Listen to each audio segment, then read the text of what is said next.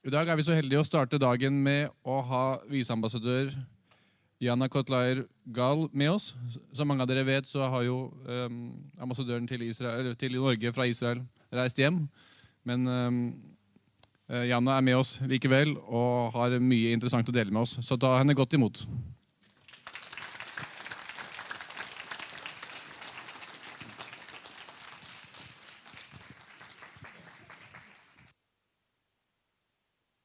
Can you hear me now? Perfect. Good morning, everybody. And thank you very much for having me today as one speaker of a very, very respected conference. Yesterday you heard from Tomer, you heard from Konrad, you've heard from Ule, and today you'll have the honor to hear from Isabella, a real inspiration to us all. And you gave me some minutes, so thank you. I'll try to take them and make them into good use. I first want to say thank you. Thank you to each and every one of you being here. Thank you for your dedication. Thank you for every time you say a word, you make a statement. Thank you for MIF. Thank you to MIF for the fact-checking missions, for the bravery, for standing against unparalleled challenges with Israel every day, and especially in the last 401 days, ever since the horrific October 7th. For me, and I'm sure that for so many of you as well, Israel is more than just a nation. To many of us, it represents a promise fulfilled, a beacon of light. The story of Israel's resilience is deeply interwoven with our own. You know, when we sit and want to write how to address you all and what to say, so much comes into mind. And then reality hits. So I can't really stand here today not acknowledging the date, the past 2 weeks we had. October will always be remembered as a horrific month. But November also has its dates. Kristallnacht, 9th of November 1938. November 4th,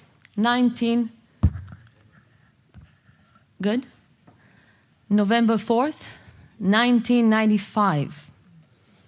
The assassination of our then Prime Minister, Yitzhak Rabin.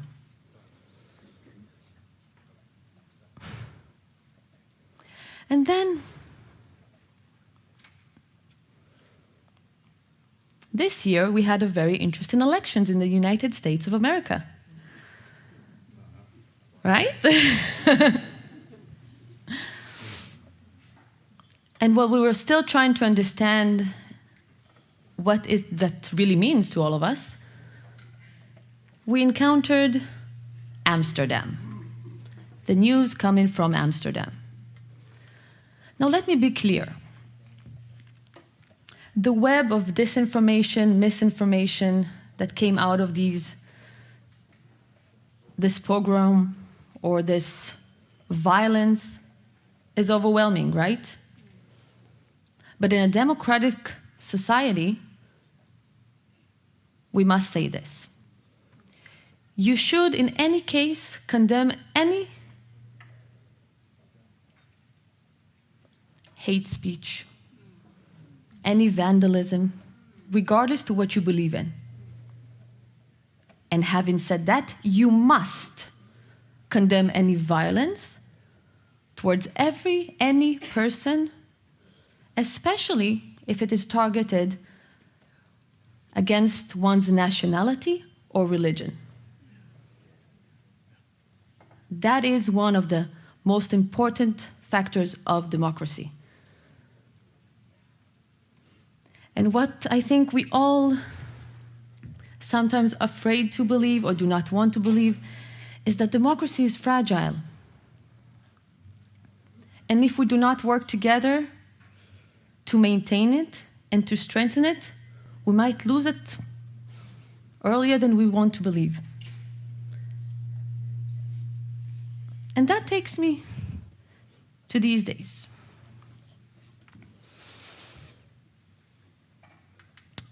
Over the recent years, of course, you all know Israel has faced unparalleled challenges. And today we're facing not only 7 fronts in war, not only a diplomatic war against misinformation, disinformation, lies. We are in a battle defending Israel's very basic right to exist. How did we get here? That is a very good question.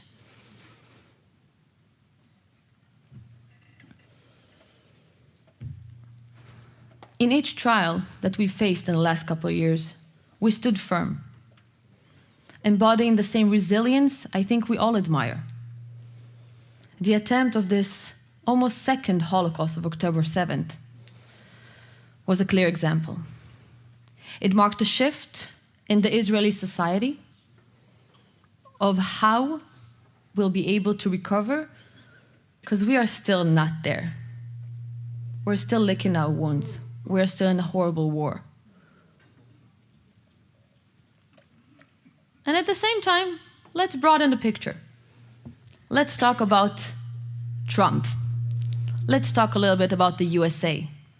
Let's talk about the strategic alliance between Israel and the USA. A strategic alliance that we have, but also Norway has, right? With NATO. Let's talk about the fact that not just a strategic alliance, we have shared values based on a mutual understanding and the will to bring respect and human dignity and peace to the region. 2016 was the first time Trump was elected president. I then, together with my husband, we came back from our honeymoon in Hawaii and flew to mainland to Los Angeles. It was the day of the elections. And I remember when we landed, everybody started opening their phones. And you could hear 2 things. You heard, woohoo, from one end, and then you could hear people asking, where's the next flight to Canada? This was Trump 2016.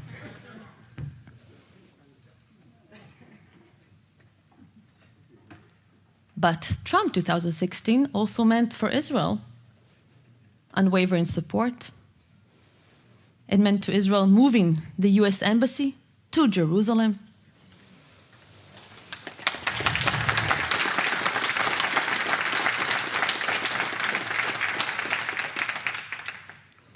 And actions like these didn't just change a policy, they reaffirmed the commitment.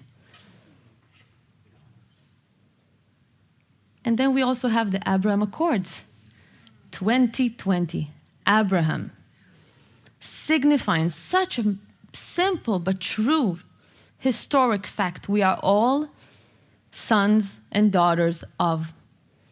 We all belong here. Therefore, we must figure out how to live together.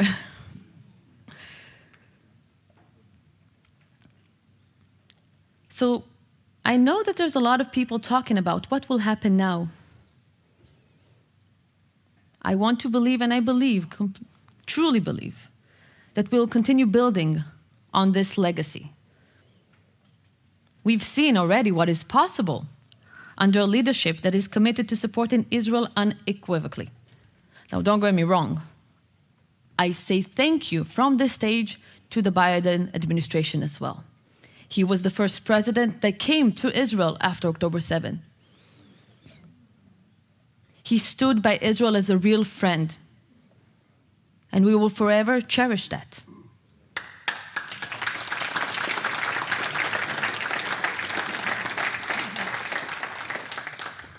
So our task right now is to ensure that we build upon this foundation.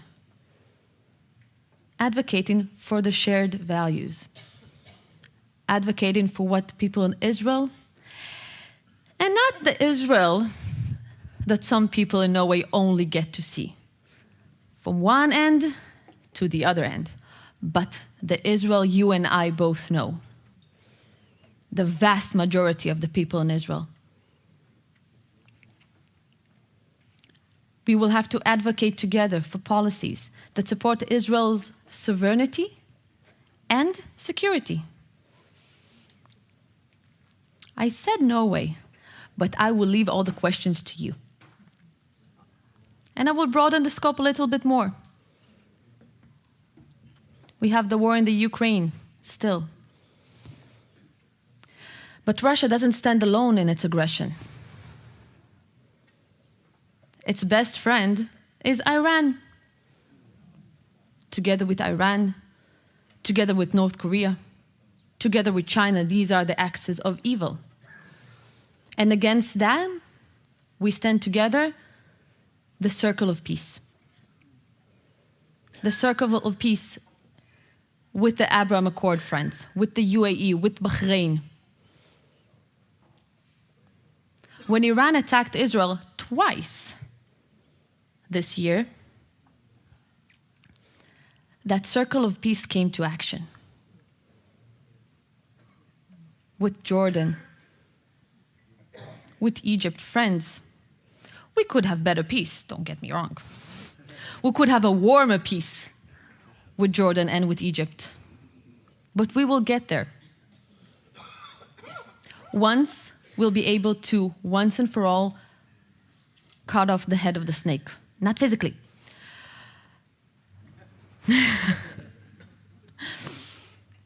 Because at the end of the day, this is not only a fight of Israel. This is a fight, as I said before, this is a fight for democracy. This is a fight for freedom, all freedom, freedom of religion, freedom of expression. We've already seen what happens when countries are being taken over by radical forces. Let us not think it cannot happen to us. Let us continue working to advocate and do whatever we can to make sure that our beautiful democracies continue flourishing. And I don't know how many of you have been to Israel in the last year. Okay. Thank you, first of all. I know it's not a short journey, and I know also that in terms of the, how do you call it, insurance policy, it's not easy. So I want to give you just one example of the beautiful resilience, one example of Israel, the Israel that you are friends of. Mor Erez, this is a friend of mine. She lives in Kfar Saba. She is, how do you call it? An officer in the education corps. Her husband is a warrior in a battalion, and he's been in the reserve for 6 months in Nablus. Mor is educated as a social worker, and she's been working with women, with men, with youngsters that are at risk. She's been advocating for the fight against sexual violence. She's been advocating for respect and a dialogue that we're missing more and more. She has 2 kids and 2 dogs. And he's been in Nablus for 6 months from the start of the war, coming back once 3 weeks or once a month for 2 days at a time to gather gear. She has her own business. And in the last 6 months, they had to figure out how to handle that. She has to take care of the 2 kids. It's only her. But she continues. And then 2 weeks before they had to finish their post in Nablus, they were ambushed by a Hamas force. thankfully enough, he was only injured slightly, physically. But emotionally, the struggle keeps.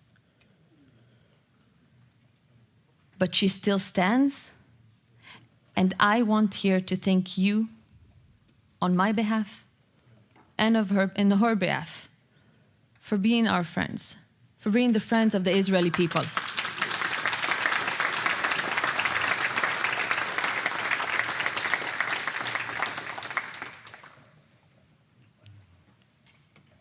You know, I've been here in the last Friday.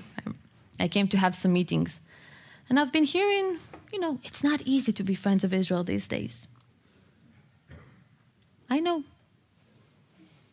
But that's why I want to tell you.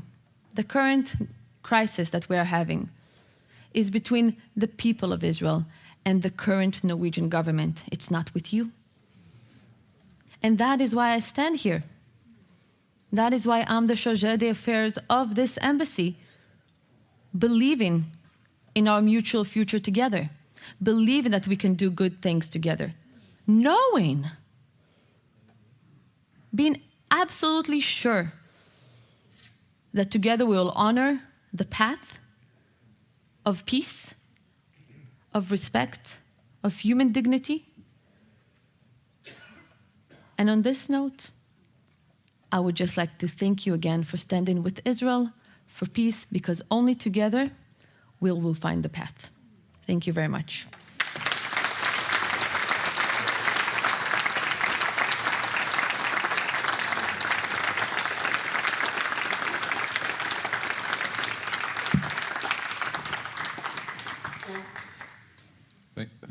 Thank you so much. Hvis noen har spørsmål til Yana, så kan dere sende de til telefonnummeret som står der oppe. In the meantime, while we're waiting for questions, Absolutely. I have a question. Come on. Donald Trump was elected Yeah. recently. So let's say that he called you and said that you can get you have 3 wishes. Which wishes would you give him? Whew. Okay. Can I answer at the end? Let me give you some time to think in 1 second. Yeah. Okay, I have another I think I question can ask Elon Musk for that, if anything. I have another question if you want to think about Oh, this yes, thank you. sometime. Yeah. So it's a very challenging situation right now for Israel and Israelis and Jews. So what do you think is the best argument now that resonates with people when Israel, they need the right to defend itself, and that involves taking some measures like getting rid of Hamas and limiting the threat from the north and Iran. So what do you think is a message that we can share that resonates with the most people in this context? I think that is a question I need to ask you, because you're the Norwegian people. And sometimes I am not sure what is the right approach. So I talk to a lot of you, and some say, yes, go to the heart, and some say, yes, go to the facts.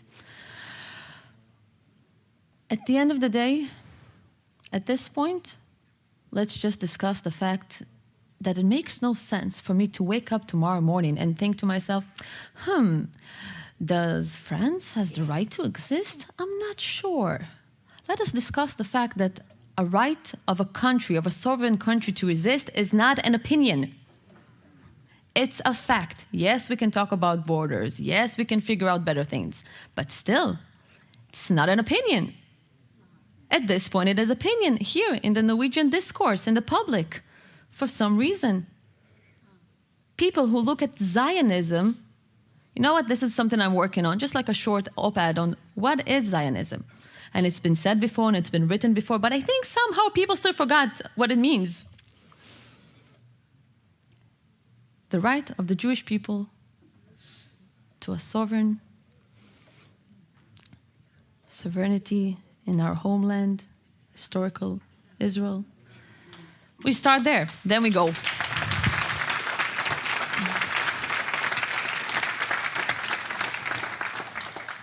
So now we have questions from the audience. Hello, what do you think about what Netanyahu is doing in Gaza and Lebanon now? And is there another solution to get peace? What is peace without security? Is there such thing? What am I to say to all of the residents and the citizens of the Gaza envelope that want to return to their house? That they can feel safe? That this will not happen again? That they can tuck their kids to bed? The kids that now know that monsters do exist. The same thing I will say to the people in the north. More than 60,000 people that we had to evacuate. Because that's what you do when you really care about your people. You take them out of harm's way.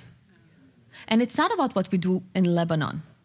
It's what we do against a terror organization that, yes, maybe Norway does not want to call it a terror organization, but other countries do. Enough. A terror organization that has been fighting Israel, launching rockets at Israel since October 8th, for a full year. We bit our tongue for a full year. Then we fight back. And the Lebanese people, I feel for the Lebanese people. You know what? Because Lebanon could have been a wonderful country. It was a beautiful country until it was radicalized. And when you have a government that cannot take care of its people, then you have the radicals coming in and sweeping. Can I blame anybody in the southern part of Lebanon that Hezbollah came and say, you don't have a hospital, we'll build you a hospital. You don't have a school, we'll build you a school. You don't have good infrastructure, we'll build you the infrastructure. I can't blame them. I absolutely understand them. And if that means that every third house in the southern part of Lebanon will have a launching pad for rockets, then maybe that has to be. Every person in the region, as I believe every person in the world, wants to live. He wants to sustain himself. He wants to have a future for their kids. And he doesn't care who gives that future. There is no other way until we bring back security. And how we do it? This is the hardest war, I would dare to say, ever fought. Extreme situation on the ground. Very hard. People are suffering. People in Gaza are suffering. It could have ended a long time ago. We have still 101 hostages in Gaza. We already know that 36 of them are dead. How is Israel supposed to go forward? How are the families of the hostages supposed to go forward? How we can start even to heal as a nation, as a society, until we bring them back. The war could have been over. And the second ceasefire, the first one was on October 6th. In the second ceasefire, they promised, oh, I love that. Hamas promised to give all the kids and all the women, and yet still 2 kids and 13 women and elderly are held hostage. When Hamas executed 6 hostages in cold blood under a kid's room with Mickey Mouse on it, we will have to dismantle their military capabilities and to make sure for the better of the Palestinian people that deserve a better leadership. And no, I'm sorry, the PA is not a better leadership these days. They deserve...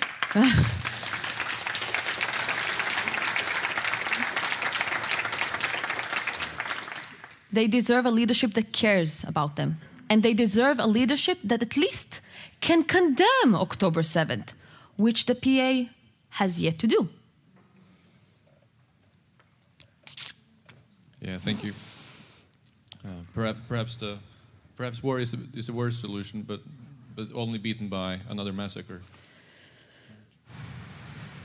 So in the combat to stop disinformation and hate speech,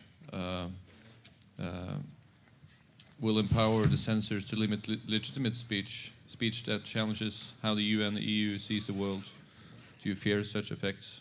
Again? So I think the question is trying to get at that there's a lot of hate speech and disinformation out there, and in the fight against disinformation and hate speech, perhaps legitimate speech will be also censored, speech that we have typically in MIF and others to disclose what's going on in the UN and EU, how they see the world. Do you think our argument will be also, taken down in this area? It is a crazy world we live in. We have to be very much aware of that, and that's why I kept saying in I think the best message of my whole speech was democracy. It's very, very fragile, and that is a lot to do with the social media, with the disinformation, with the over-information.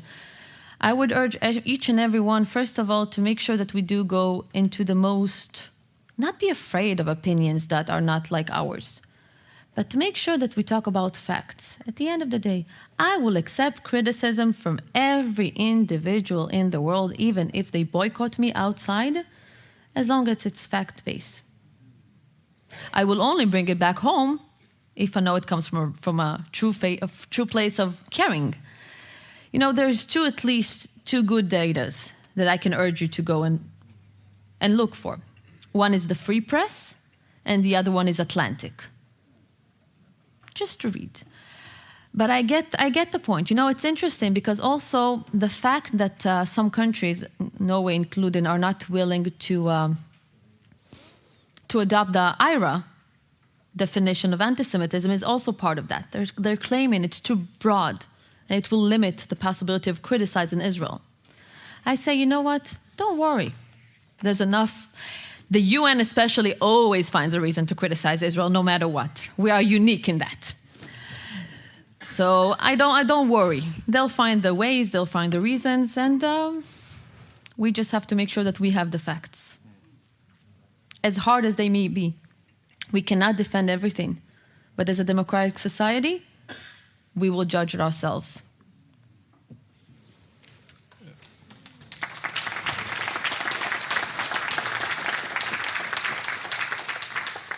Are there more Jews moving to Israel now than before the war?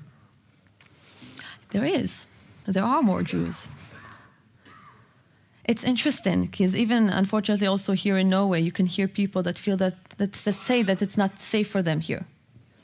And it's, they go to a country in war and they feel safer there. But Israel is the safe haven for the Jewish people. It will always be.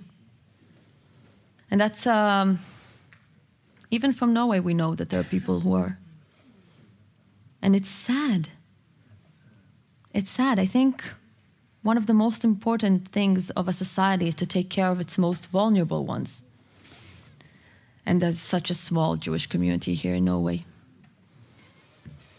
Don't let them be the canary.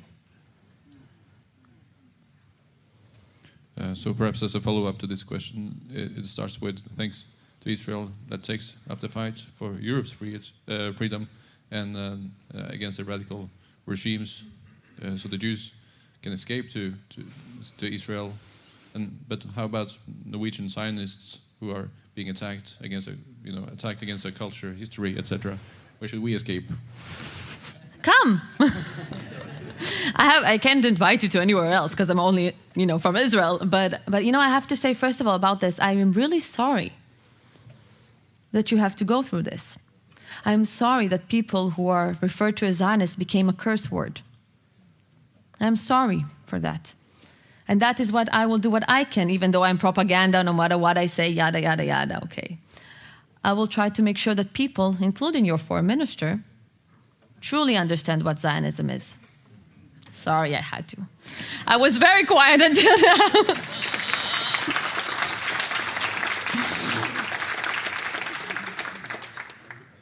Are there Arab voices in Israel that dares to, stand up and in the public to speak up and tell the truth? Arab voices? Of course, you had one. You had here, Yusuf Haddad.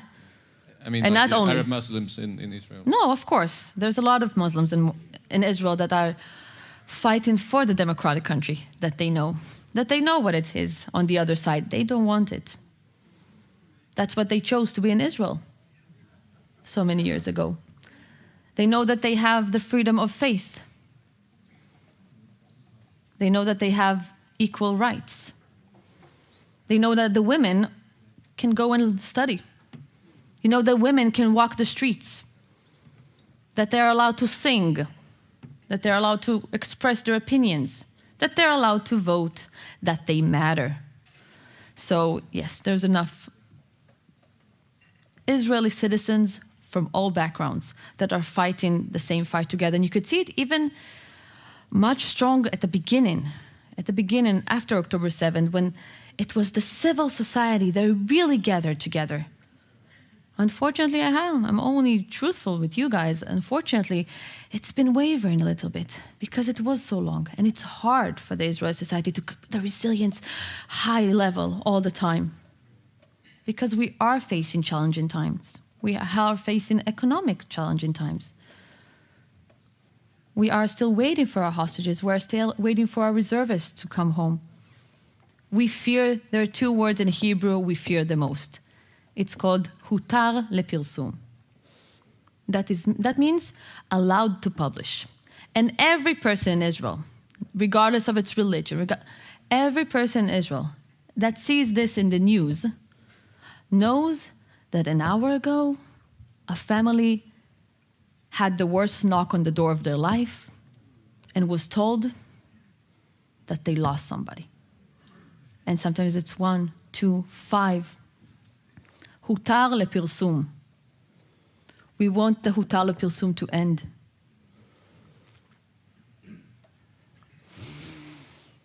Do you think the hostages will come home soon? Is there still hope for their release? You know, throughout the negotiations to try and find a ceasefire, there were several opportunities. And the main thing I believe people should remember is that we discussed the ceasefires with Qatar. Let that sink in for a second. Qatar, who hosted the Hamas leaders in their country. Qatar, who gave Hamas the money. I'm not taking off the fault also of the Israeli government by doing that also. Believing that Hamas wants better for their people. I don't think a lot of people know this, but I will give you just one fun fact.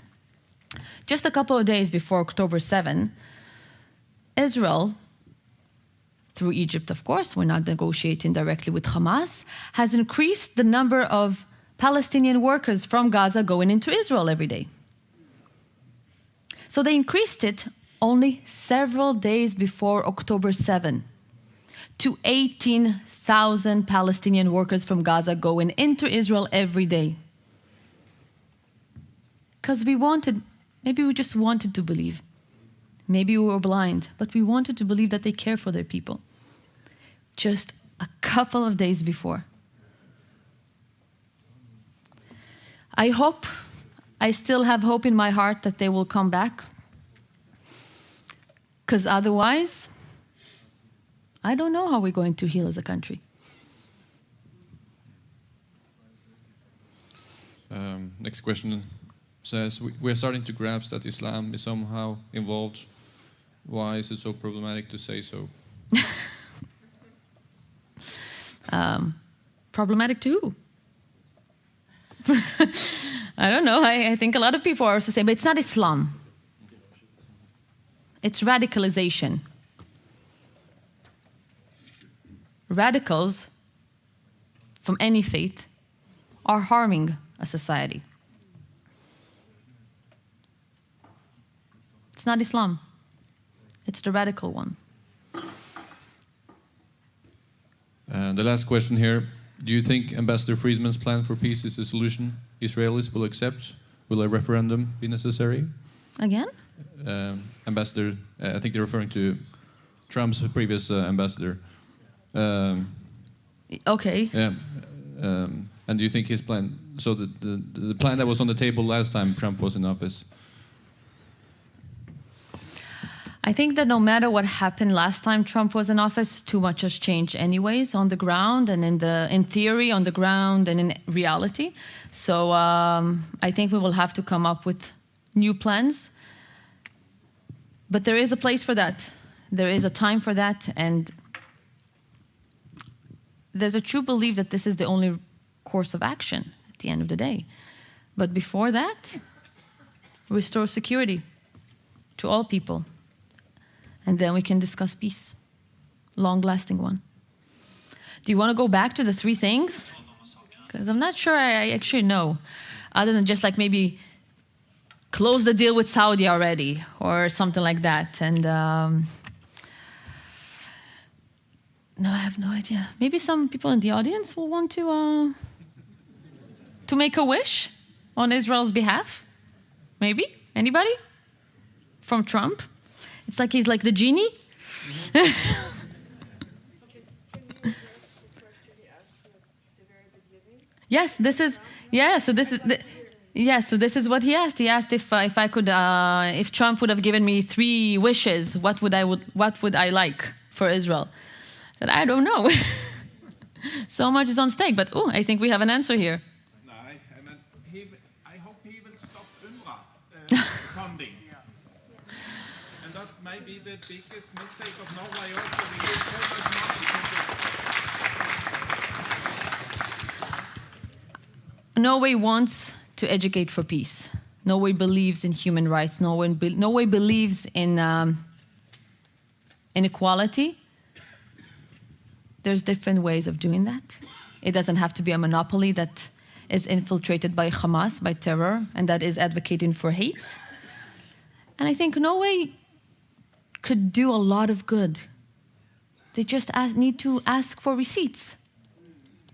You give money, lots of money, just make sure it goes to the right places. I would think it's it's a basic way of conducting business. I give money, tell me what you've done with it. Show me you did the good things. Show me you advanced your society. Show me you did something. So it's probably not UNRWA. But there's plenty of others. There's plenty of others on the ground right now in Gaza as well. And the fight against UNRWA is a fight that is not a new fight. It's been going on for years, that we're alerting and saying and showing what is the problematic organization. But on the ground, you have UNICEF, you have WFP, you have the World Central Kitchen. You just need to diversify everything. And UNRWA's biggest problem? They shouldn't exist. The UNRWA's biggest problem, I'll tell you what it is, from my point of view. UNRWA's biggest problem is that instead of teaching the people how to fish, they give them fish. And they've been giving them fish through generations.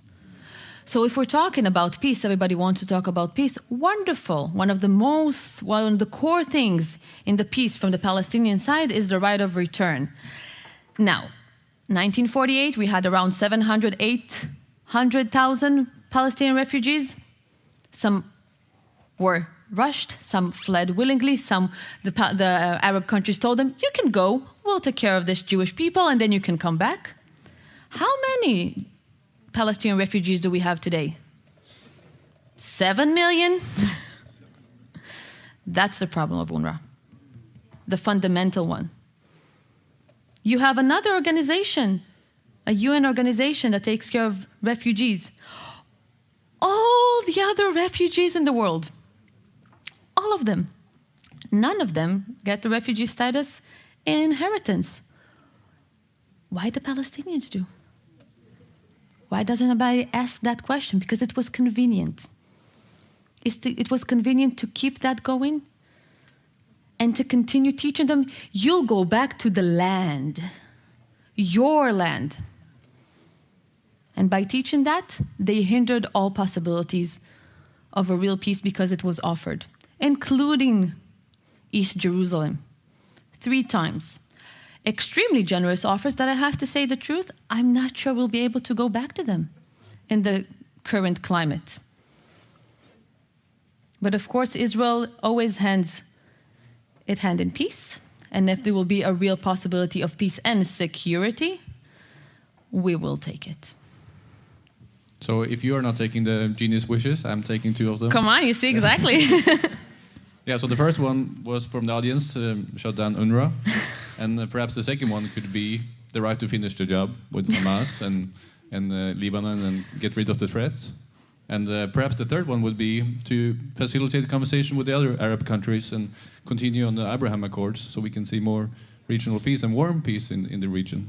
Absolutely. Amen. Thank you.